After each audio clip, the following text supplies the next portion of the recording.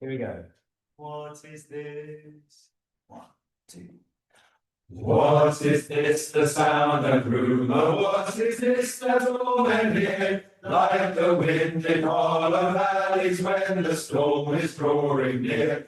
Like the rolling on of ocean in the eventide of fear. 'Tis the people marching on.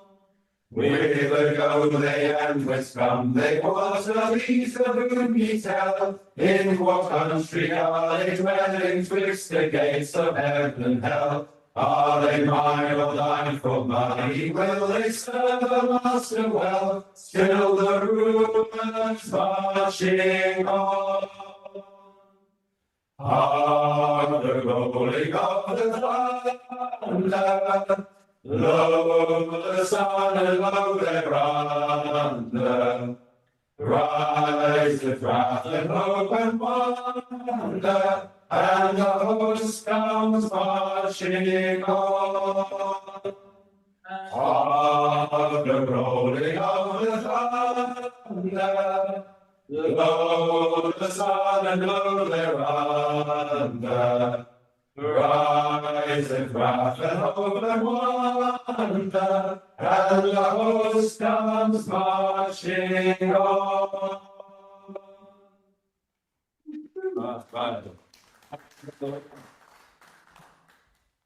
Thanks, Freddie. Great. Yeah, really nice, brilliant. What a nice thing. Yeah.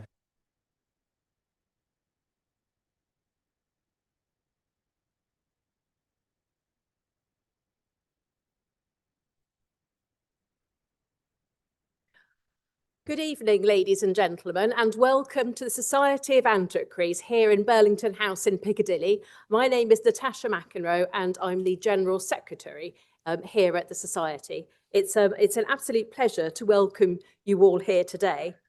I would just like to say a couple of words just so you know where you're actually sitting. The Society was founded in 1707 and is really the place to be if you are the sort of person who is interested in the material past, as our over 3,000 fellows are passionate about it. This can be archaeology, book history, architectural history, you name it. If it's a part of the history that you can actually see and touch, that's what they're actually interested in. We have our own publication programme. We have a very lively event series. And perhaps most importantly, we have our beautiful research library upstairs. For those of you who are interested in joining, you can become an affiliate. I'm going to leave some leaflets here at the front, where for only £5 per month, you can join, and that means you get to come to our events and to use our library. Why Kelmscott Manor here at the Society? So Kelmscott is enormously close to the heart of, I think, everybody who has something to do with the Society of Antiquaries. Talking about our fellows and their passion for the material past, perhaps one of our most important fellows was William Morris, who, through his daughter May, left the house, the manor, to the Society. And so we have owned and had overall oversight of the manor since the 1960s. It's somewhere that is a magical place. If you don't believe me, we reopen to the public next Thursday on the 2nd of April, and tickets are on sale. I urge you to go because it really is one of the most magical places in England, I think, if not further afield, if not the world. I don't exaggerate. It's a particular pleasure for me to see the Kelmscott team here at Burlington House. Usually I see them when I go across to Kelmscott. So without any further ado, I would like to hand over to my colleague, Dr. Kathleen Haslam, who is the curator at Kelmscott Manor, who's going to be introducing this evening. Thank you, Kathy.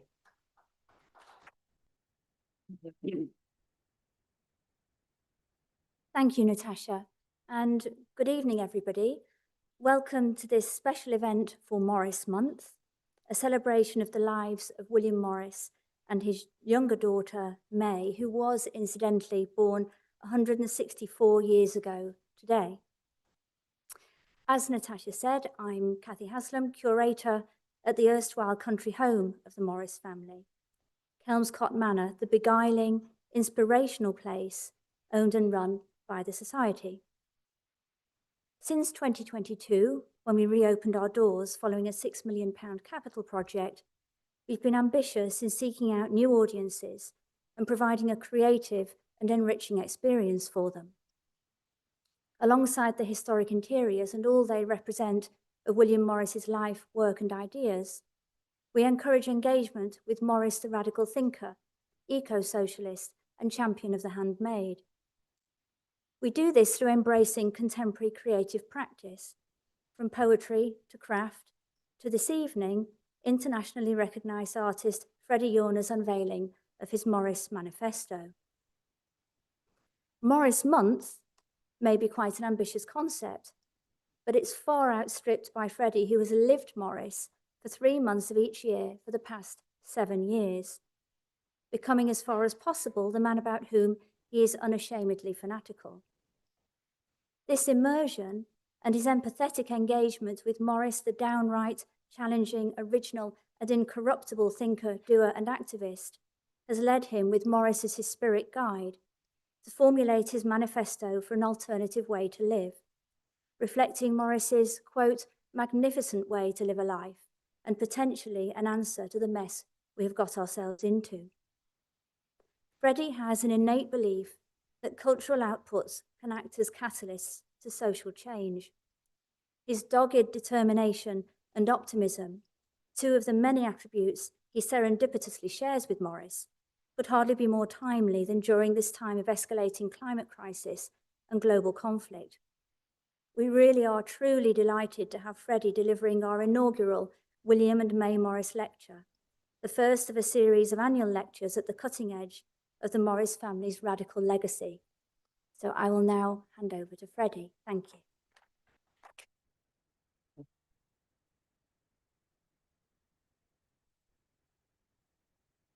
Well, thank you very much. Hello, everyone. Yeah, so I wanted to start just by saying happy birthday to May Morris. Yeah, it's her birthday today, and it was her dad's birthday yesterday, which is very convenient for my total madness. I mean, I've been doing this for 7 years, but hearing Kathy introduce it did make me realize quite how ridiculous my activities actually are. So there we go. Now, I normally tend to kind of ad-lib my talks, but in the spirit of Morris, who used to write and share the text of all his talks, I've decided to actually write a talk tonight. So I'm going to be slightly confused between looking up, looking down, and doing a bit of ad-libbing. So I hope that's okay. I should also just say to anyone who's following online, I'm quite ambitious about what I show people, and there's quite a lot of videos, and we've got maybe a few tech issues. So if sometimes you can't hear the sound of the videos, I apologize. They're all on my various channels on Instagram or YouTube. You can find them if you're desperate. Okay, so let's give this a whirl. So most people know William Morris, if at all, through the leafy swirls of wallpaper and fabric that haunt museum shops and Victorian parlours. Yet Morris was far more than a pattern maker. He was a radical visionary who believed beauty, fairness, and craft should infuse every corner of life, a vision we need more than ever today.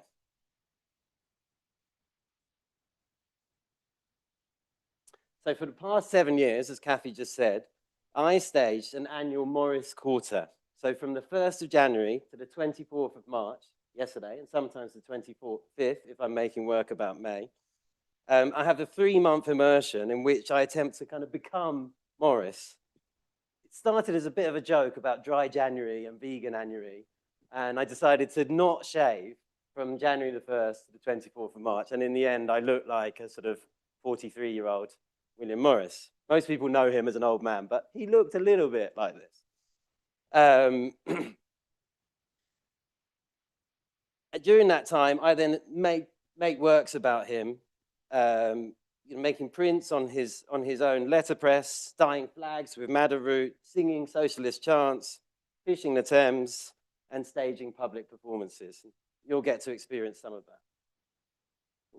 And one of the things that is a thread through every year is that I read news from nowhere, and this one of my favourite things about news from nowhere is on the Kelmscott editions they have these little surtitles, and you just show how much Morris had his finger on the pulse, even then. So now, after 7 years of Morris Quarters, I've started to form a sort of manifesto, and I'm going to test it out on you tonight for the first time. So the points in the manifesto, much like Morris's extraordinary life and works, present an alternative way to live. Morris believed that work and enterprise, the fellowship of humans and nature, and creative activity were totally intertwined. Through his craft, writing, social entrepreneurialism, and campaigning, he shows us that a very different politics is possible. For me, Morris has become a kind of spirit guide, a magnificent way to live a life and potentially an answer to the mess that we've got ourselves into. Kathy's, I'm quoting myself now. The ideas in the Morris Manifesto will help you live a more fulfilling life in an age of complexity and polycrisis. And collectively, if we were all to live a little more Morris, the world would be a better place. And we would together find solutions to the many crises we face. Essentially, it's a model for socially engaged living. It's a framework that uses Morris as a working model for how to live now. But why now? Well, you may or may not have noticed, but William Morris's designs are having an insane revival. I can't log into any social media without seeing a latest range of sofas and bed sheets and whatever it might be coming out in Pimpernel. But whilst his thinking has never felt more relevant, as ecological crisis and political upheaval dominate our headlines, his belief in sustainability, community, and beauty resonates powerfully. There's also a huge surge in this country in left and socialist politics and around the globe. Morris is an unknown and yet, I think, very palatable hero of this movement. Through universally loved wallpaper and his navigation of compromise, he plots a path to radically rethinking how we might live in an age of AI, far-right politics, and extreme late capitalism. Morris offers a genuine, meaningful contribution to the environmental discourse.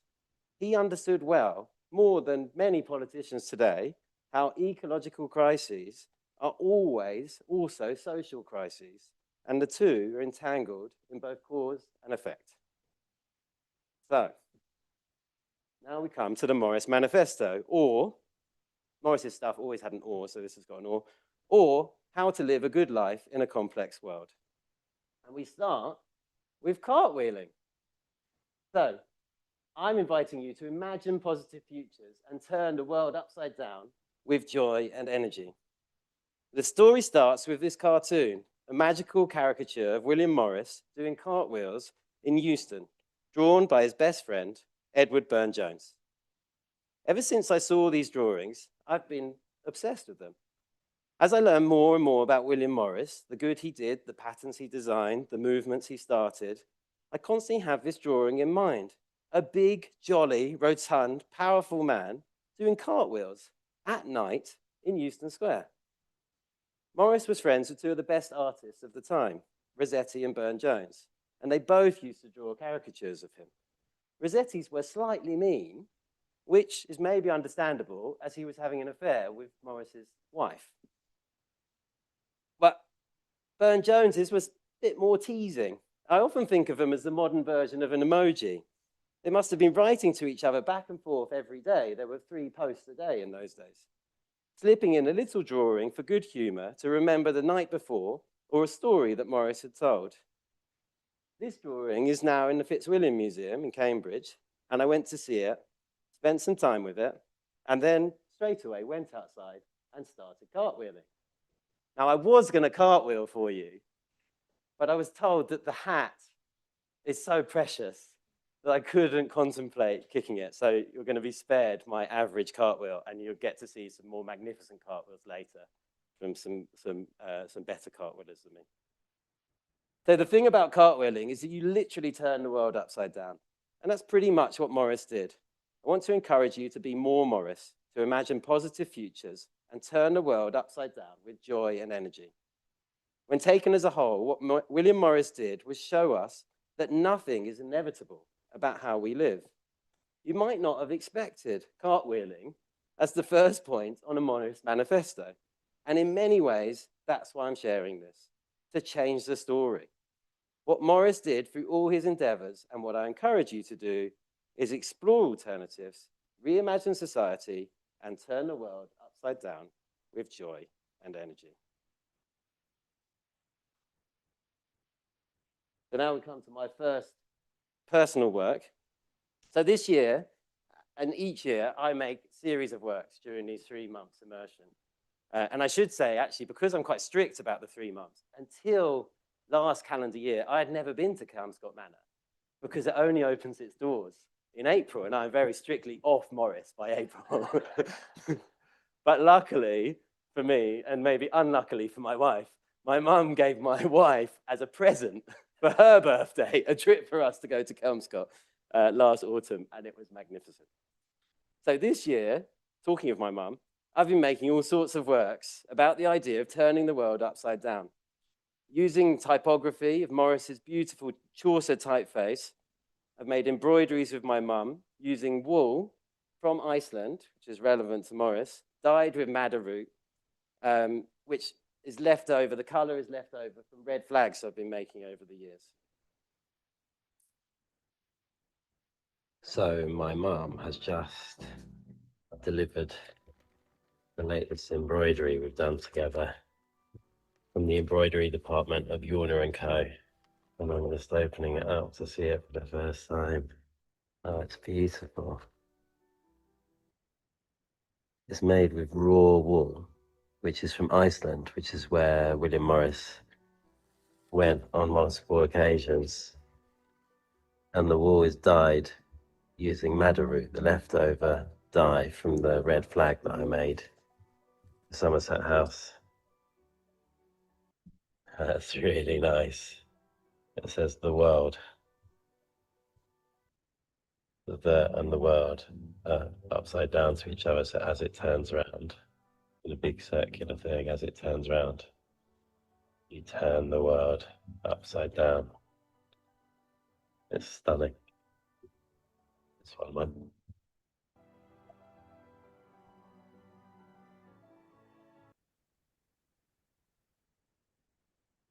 Or I've also been making work with my children, I'm lucky enough they're here today, who are both expert cartwheelers.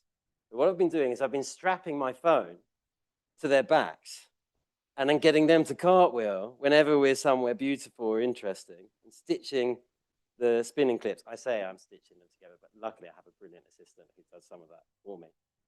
And making films where the world quite literally turns upside down and skews our perspective, making us look again.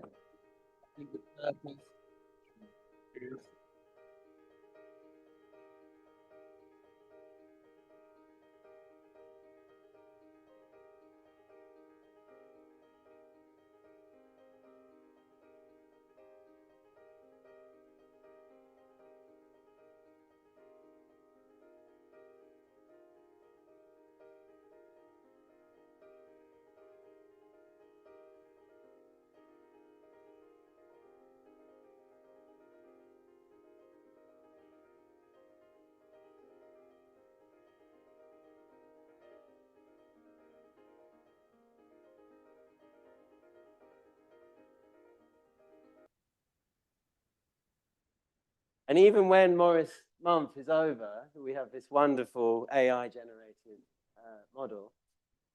You might find me in this new bit of merch, art merch, which is called a t-shirt to cartwheeling.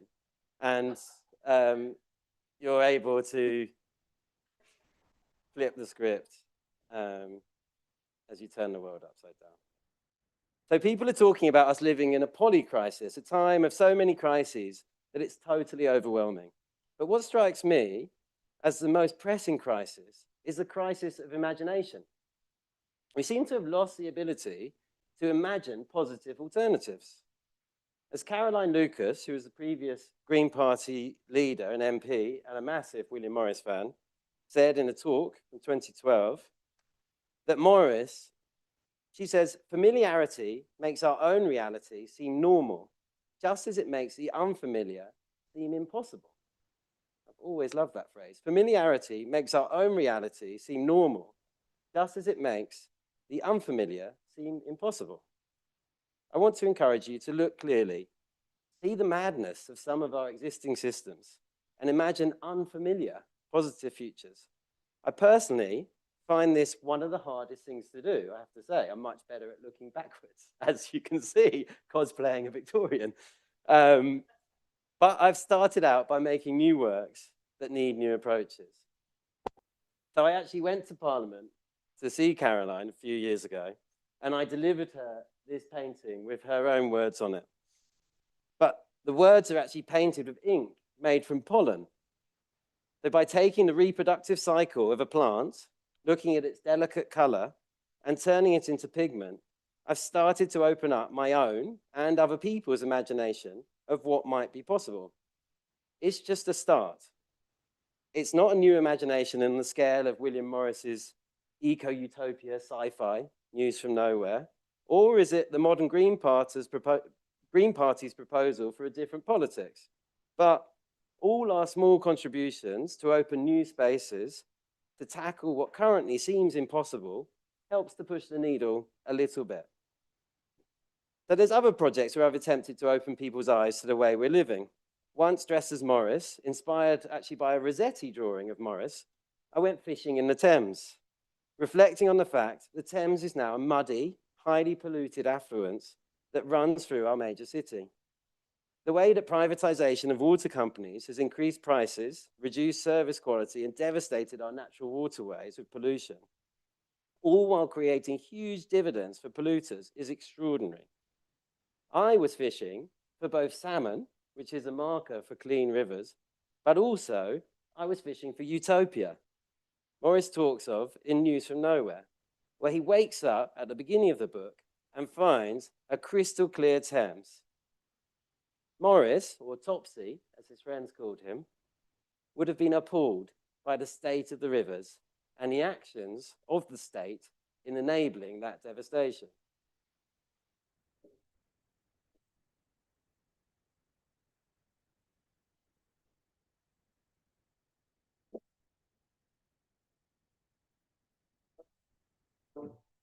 Keep the family set with this beautiful shot.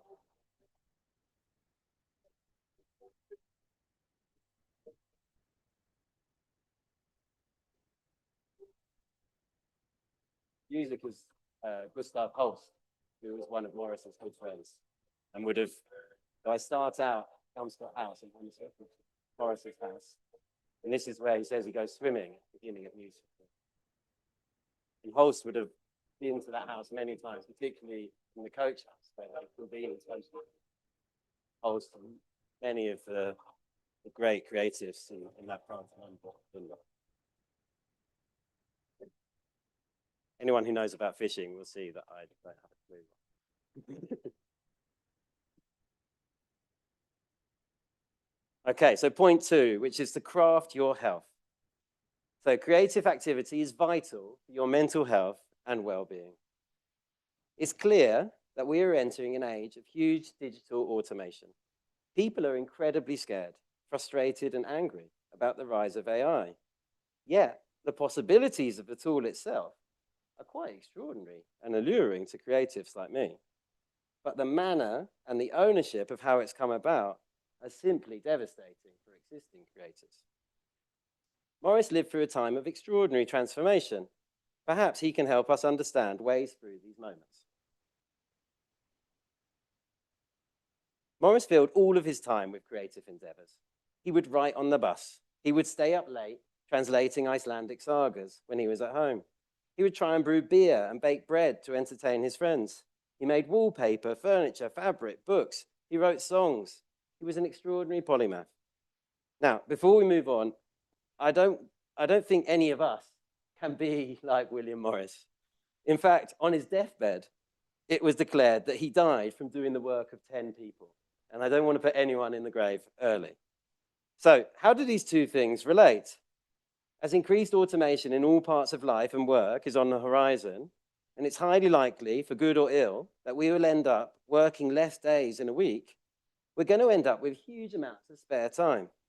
And unless people like you listening to this talk decide to introduce more craft experiences into our own lives and open up those opportunities for others to experience crafts, we're going to have a health epidemic on our hands. When people don't know what to do with their time, they turn to traditional vices. It's always been so. What if instead people were making, were occupied, were experiencing that thrill of new creative discovery and, importantly, creative completion when you finish a project? Being more Morris in this time of unprecedented change can create joy and well-being. Morris famously said that you were nobody unless you could create an epic poem while simultaneously weaving a traditional medieval rug. For me, of everything that Morris did, his rugs are pretty much the worst. Kathy and I have just realized we disagree strongly on this. I'm not sure he was brilliant at weaving at all, and the designs were limited. He certainly didn't do it that often, but he loved the challenge. They would have been weaving in that same place they were meeting for the Socialist League, actually. There are other things he wasn't great at. So I've read or listened to News from Nowhere 7 times now. I just finished it this afternoon in the bath. And yeah, I'm often struck by how flawed and kind of lumpen his writing style is in this faux medieval tone. But the creative potential is the thing I'm interested in, and that is extraordinary and wonderful. His deliberate intention to open our eyes to possibility and to craft a different future is inspirational and shows us how possible a different life could be, which creates hope in a difficult time. Morris did 10,000 hours, this idea of craft excellence. He probably did 20,000 hours writing, and with practice, he became good, but not extraordinary. And there are creative tensions, in my opinion, everywhere around the quality of his work versus the breadth of his creative outputs. It's through this exact lens that I'm encouraging you, dear listener, to try and not seek perfection, but enjoy learning creative skills and improving on them. Go out there, try something new, try singing, sing alone, take a lesson, join a choir, write a song, bake a cake, draw a picture, fix a hole in your sock. I'm not talking about becoming the greatest creative in living history. There are some brilliant creatives in the audience, and you should go for it. But what I'm talking about is the satisfaction of making things yourself, and a wide-ranging creative activity is vital for your mental health and well-being, a vital part of a life well lived. Obviously, as an artist, I make things every day, but beyond my professional life, I've discovered singing as a creative activity that really fills me up. I started singing after finding that Morris had written a booklet of socialist chants. So I took some singing lessons. This was lockdown, we were all looking for things to do. And learnt to sing these slightly tricky and wordy verses. Morris would never have started a revolution with these songs. I set about making a new work, a film where I appear as William Morris, as he would have been sitting for his portrait as painted by George Frederick Watts. The real painting is in the National Gallery. Morris sits still for a minute or so, and then he starts to fidget and then hum, and let's see what happens.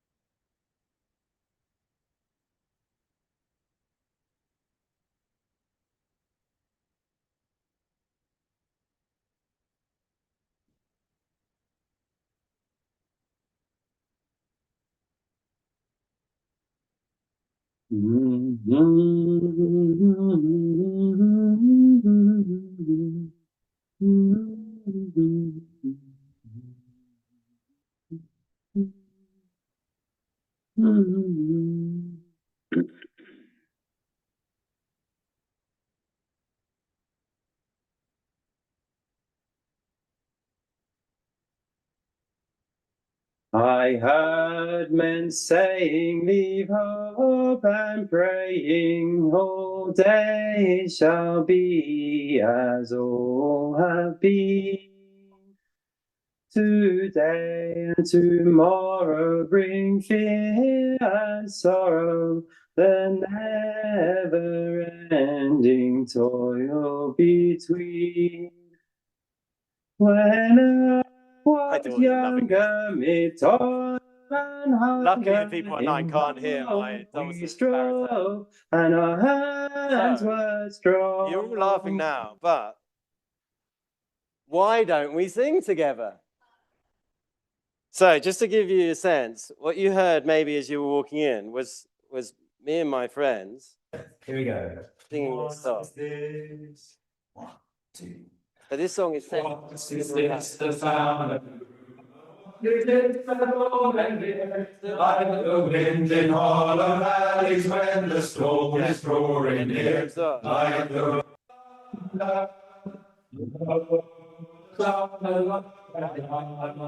And I always think of like, glory, glory, Man United. I don't like Man United. Okay, so I'm going to come to the front now, and we're going to sing together. How are people feeling about this? Yeah? Excellent. Right. So, it's like this. What is this? The sound and... Oh, okay, we're going to go? Let's start again. Right, after 3. 1, 2, 3. What is this? The sound and rumor. What is this that all men hear? Like the sound in whirl of valleys when the storm is drawing near. Like the rolling of the ocean in the eventide of fear. 'Tis the people marching on. This is the tricky bit. Whither go they and whence come they? What are these of whom ye tell? In what country are they dwelling? Twixt the gates of heaven and hell. Are they mine or thine for money? Will they serve a master well? Till the rumors marching on. Hark the rolling of the thunder. Lo, the sun, and lo, thereunder. Riseth wrath and hope and wonder, and the host comes marching on. Fantastic, that was lovely. Wow, I think that's the most people I've ever managed to get to do that, so thanks. That was for me, basically. It makes me very happy. Okay, I'm sorry to people online, that must have been quite a mad experience. Right, that's that activity over. Oh, I've moved on too quickly. So Morris declared, I do not want art for a few any more than education for a few or freedom for a few. He was undertaking so many different creative tasks, from pattern making, embroidery, natural dyeing to poetry and prose writing, often teaching himself and often not becoming a master of the art, but always persisting to complete projects and use them as a vehicle to express himself. He was also known to turn his hand to cooking, brewing, and singing. And I encourage you to explore anything that brings you some creative expression at a time of deep digital saturation. Craft and real-world creativity gives the opportunity to get off devices and develop deep satisfaction of being responsible for the whole, of completing something. Morris would have called it an occupation for healthy body and mind. So this is maybe a bit more of a predictable Morrisian point, to learn from nature. So I want to remind you that we are part of nature, not apart from nature. This feels increasingly important as access to nature dwindles and city dwelling increases. I am known, increasingly so, for walking around with a mirror on my face. You'd think doing this was enough, but for many years now, I've been creating works that I call What I'm Looking At. Essentially, it's a mirror mask that I can wear on my face. It allows the viewer to see what I'm looking at. And I make films and photos of myself exploring the world.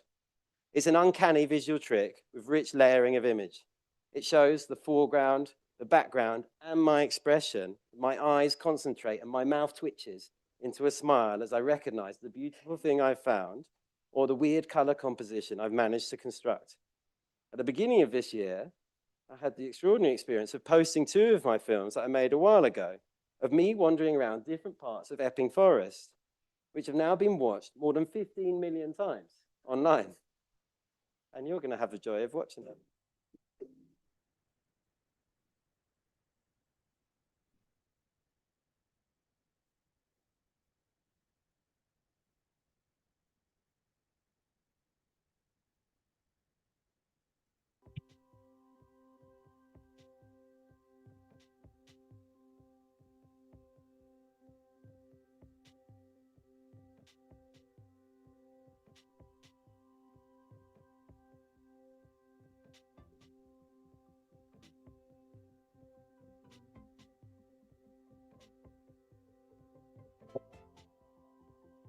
First one, hollow pond. Thanks. It's actually where me and my brother used to get forced to run cross country.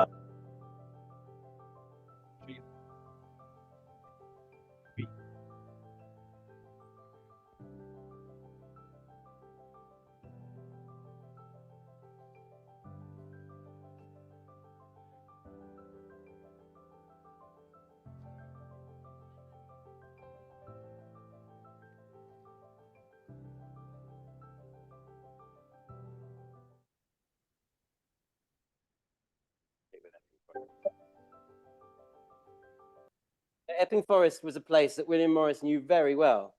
And it's also a place that started my connection to Morris himself. As I just mentioned, with the cross country, I went to a place called Forest School, a private school on the edge of Epping Forest. Forest School's founding headmaster was actually William Morris's tutor to get him into Marlborough College. And William Morris Sr. was one of the founding governors there, and his brothers went to the school. We used to have to go to chapel every day, and in the chapel, there was a stained glass window by Morris & Co., which I go back to visit. Morris spent his childhood exploring Epping Forest. He claimed to know every square meter of it. He would trot around on a pony in full armor, a proper Victorian rich boy. His dad was essentially one of the first hedge funders and had a huge amount of stock in Cornish copper mines. And they had the grandest house in Woodford Hall. It's no longer there. But the impact of this upbringing, immersed in nature, can be seen by the way he describes the natural environments in his books, the way he studies it, and includes plants, leaves, birds, and insects in his pattern design. Virtually everything Morris did came from deep observation of the natural world. Many of his best patterns are inspired by time spent in his own garden, such as Strawberry Thief or Acanthus, Willow Bough, and my personal favorite, Trellis. Many of my own painted works use pollen as a pigment and speak to the devastation of mass agriculture. I use pollen because the fossilized pollen record in the rocks will show our transition from farming methods that encourage mass diversity of plants to one that favors monocultures and has devastated all other biodiversity. This was a print that I made this year or last year for the David Parr House in Cambridge, and the text at the top is from Morris and is actually a wall painting that's in their studio at the museum. If you like this room, you should go to the David Parr House. So our soil is in trouble. It is depleted and is forecast to become a major problem as industrial food production has less and less nutrients in it.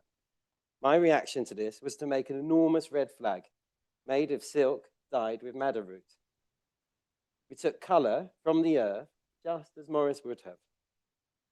And then the flag itself was embroidered with enormous SOS, Save Our Soil, and flown above Somerset House on central London embankment for 3 months. Thousands of people each day as they walked across Waterloo Bridge would have seen the flag boldly flying about the beautiful rooftops, giving a warning signal that things are not okay. The modern environment movement, which was born out of Morris's thinking, sees people and planet as one. As individuals and as a society, our physical and mental well-being and our quality of life are all dependent on the quality of one's environment. So please spend time with plants, observe your local animals, from birds to insects and foxes. Walk in nature, a garden, park or wilderness, whatever you have access to. Giving yourself time to breathe and for ideas and observations to settle, there is no better place to find clarity in our complex world. Point 4, fellowship and family business. Bringing creativity, joy, and purpose to your home life. There's not much in this talk about the business aspect, but he ran a family business. And particularly on today of all day, May Morris was a big part of Morris & Co. So I thought it was relevant. So, I mean, as you can see, here's me with my 2 daughters. Another Burne-Jones delight. I started my Morris Quarter essentially as we entered lockdown. In fact, I don't know if anyone remembers, but the 23rd of March was the first day of lockdown, and I was just about to do my first performance on the 24th of March.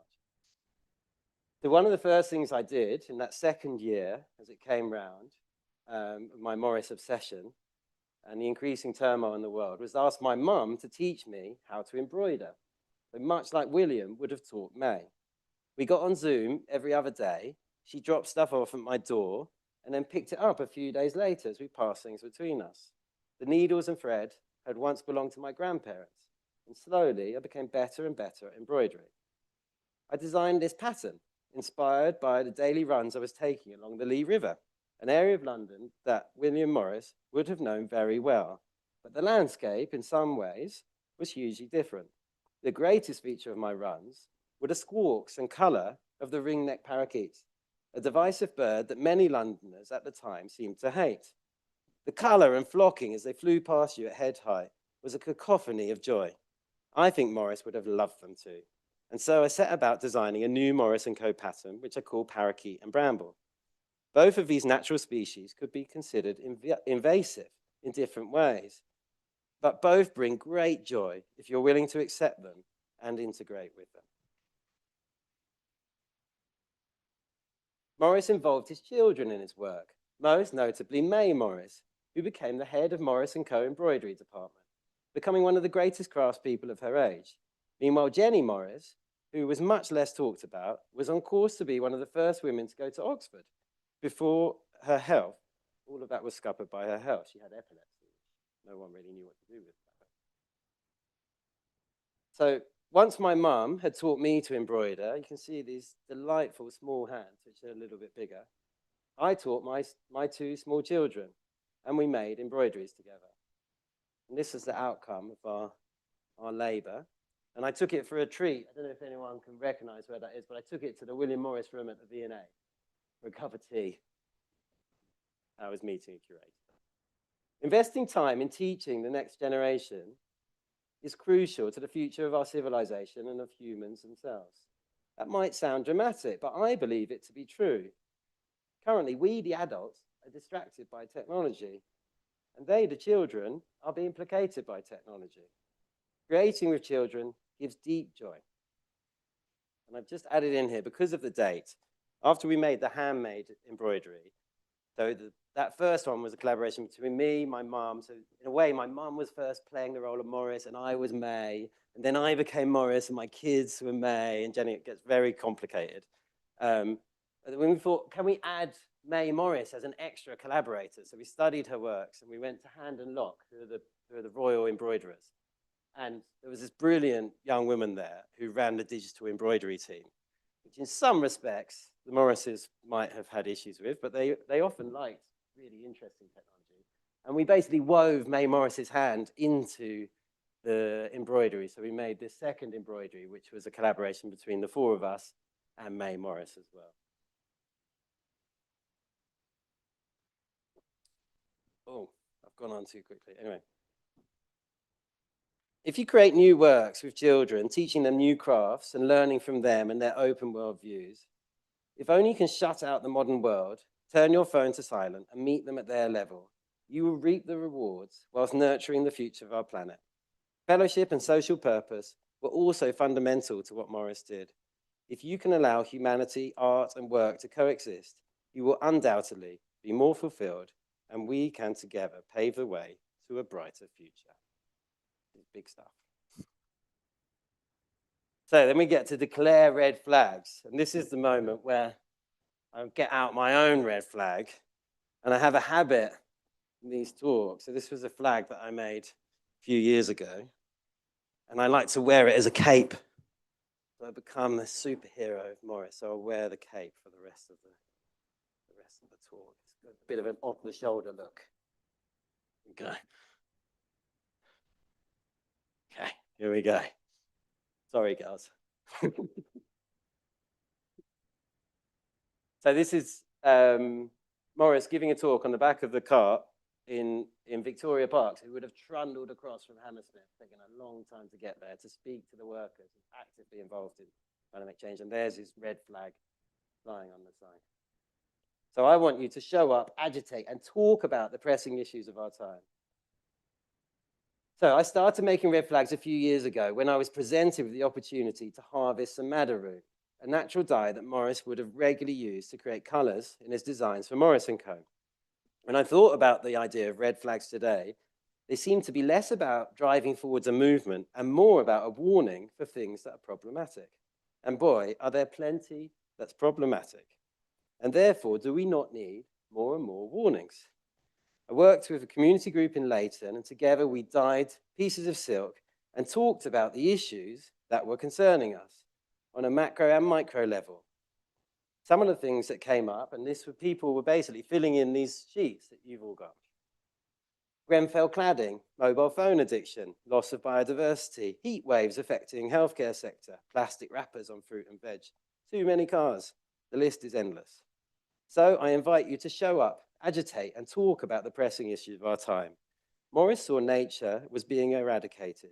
He spoke up on women's rights, war and profit, immigration, common land and enclosures.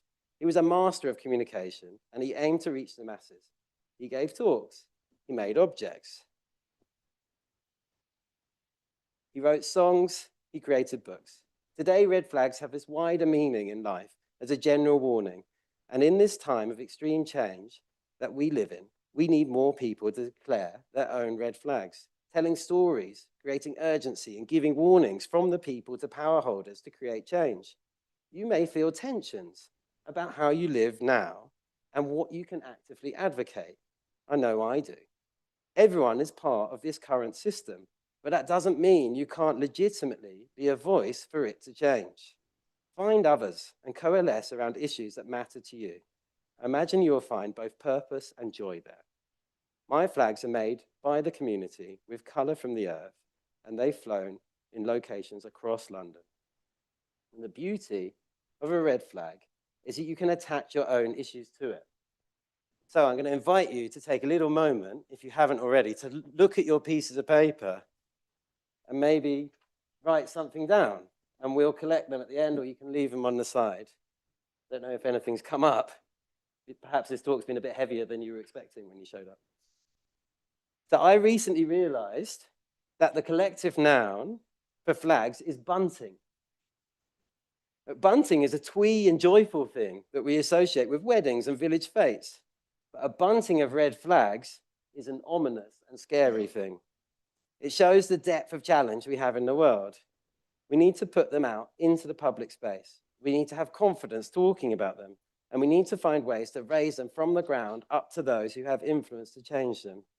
I've been taking the myriad of problems people have shared with me and putting them back into the world as new bunting. So this is a piece that's now in the coach house that I mentioned to you at the William Morris Society. So there's a small bunting red flag made from the silk, from the leftover flags. And this huge list is basically A4 size, and it carries on about 1.20 meters of things that people have shared with me. This work continues to grow as I collect more and more of people's red flags, and I hope give space for reflection and perhaps action. So I'm going to make new artworks with what you give to me. We're going to take a slightly different tone, and I'm going to read you the list. So here we go. Lack of personal responsibility. Profits from fossil fuel companies. Healthcare systems failure due to extreme temperatures. Warm winters. When UK wine starts to outsell Italian wine. Toxic pesticide and herbicide use. Vegetables in plastic. The prospect that fresh water supply has already outstripped demand in many places. I should say at this point, the people that I gathered these points from were gardeners, climate change scientists, and a whole load of people who come to Somerset House to see a show about soil. So there's quite a focus there. Oh, did I miss one? Unfair wages for farmers and growers because supermarkets are squeezing them on price. Paying for water, world war, genocide. Most power holders now are northern, pale, male, and stale. Nuclear threats as competitive advantage. That militaries are responsible for about 5.5% of carbon emissions globally, and we're increasing defense spending to over 2 trillion a year. Not active listening. Climate finance is radically insufficient. FFS, which can stand for several things, including fossil fuel subsidies. The fact we need annual climate finance of around 1.3 trillion a year, and we are subsidizing fossil fuel energy to a similar amount each year. Madness. Short-termism has resulted in a mismanagement of resources, refusal to try new foods. Poor farming practice in the UK. The soil is nearly dead. Pesticides in oil, air, soil, and water from 20 years ago. Lack of public understanding of how their actions impact climate change. Eating meat and fish. Endless road building, even when we know more roads equals more cars. Buildings that still bear the same cladding as Grenfell. Autocracy, including multinationals like Monsanto. Private jet usage by those least affected by climate change. Littering, lack of community and isolation. Dehumanization, targeting, and lack of empathy for climate refugees and migrants. Genocide, attacks on civilians, medical staff being murdered. Lack of empathy as a choice.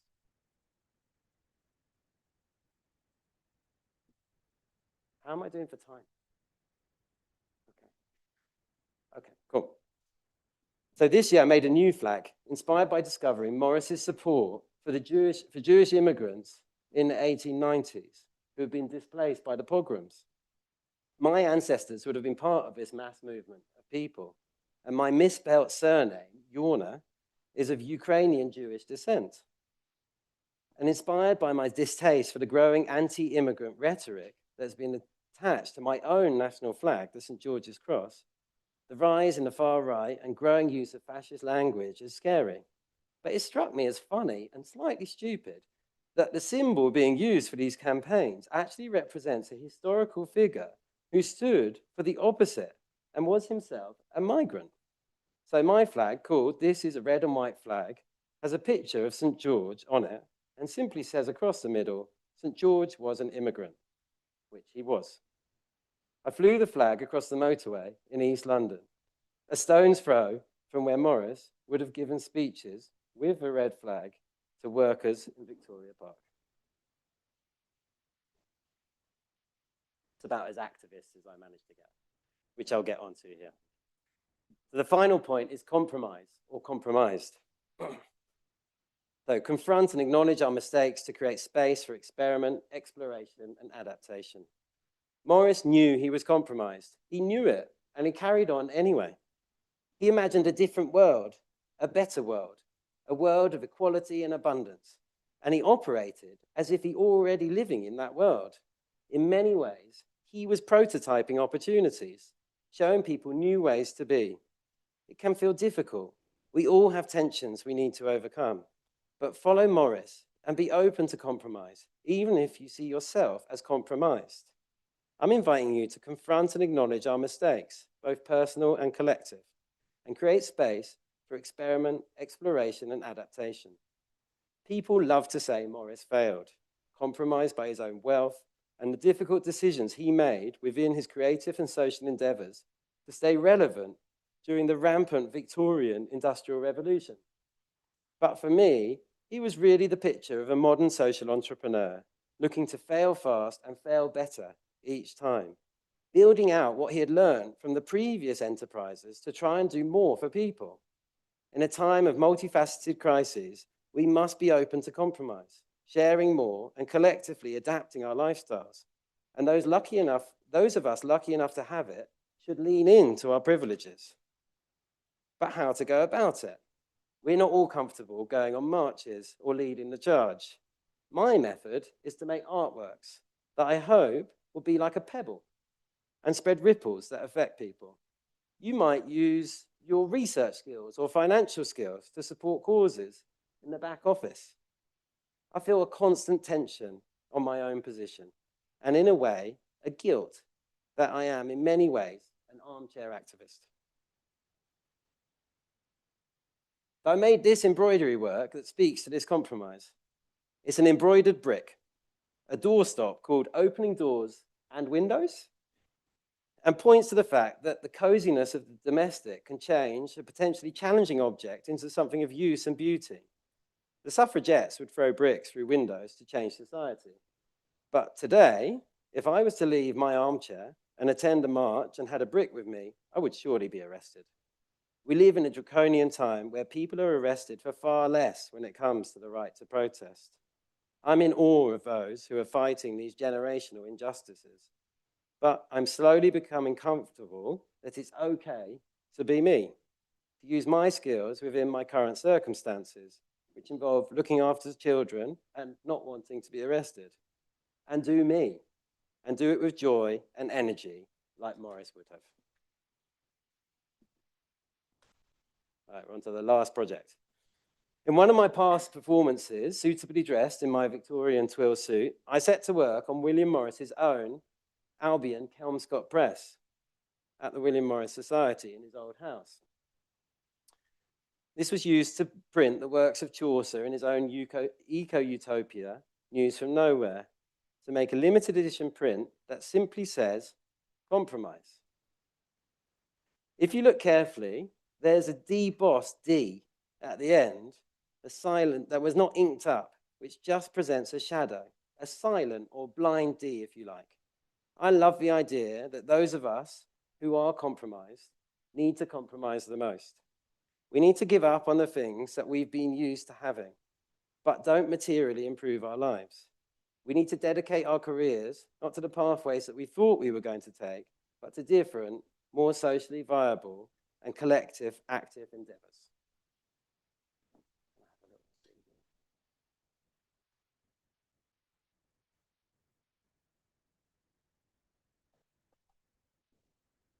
And again, this is using pollen ink, which was incredibly hard on a letterpress. If anyone's ever done a letterpress printing, it needs to be very sticky, which we didn't do very well. So there it is. I live a mad life at the beginning of each year. I slowly but surely transform myself into William Morris and make art inspired by him for 3 months. And he helps me navigate my own contradictions. In fact, thanks to Morris, most things I do, I consider to be art in themselves. And that's really the main thing I'm encouraging you to do, to think of life as art, a beautiful, precious, curious thing to be treasured. A dinner with friends as art, a long walk as art, daring to speak up as a socially engaged artwork. Morris was a great artist. He was a great political thinker. He was a great supporter of causes.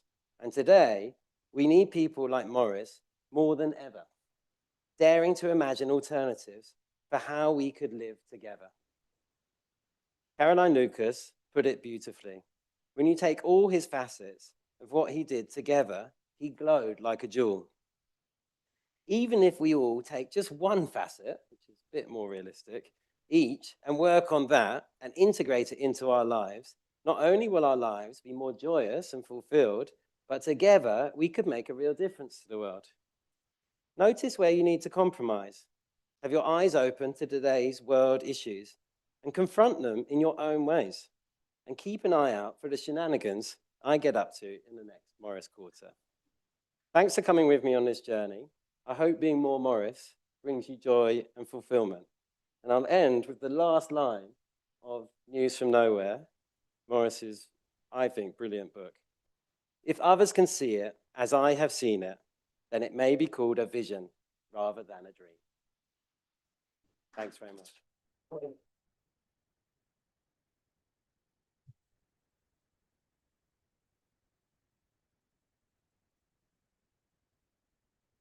you, Freddie, for such a fantastic and inspiring lecture.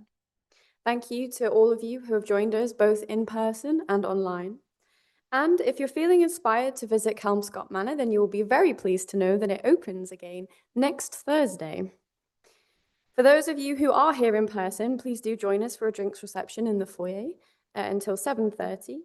You are welcome to come and ask Freddie any questions that you may have. He is very happy to answer them. So let's go next door and converse. Please do bring your pencils and place them in the box by the door. That would be wonderful if you could do that on your way. But first, I want to thank again Freddie for such a fantastic lecture.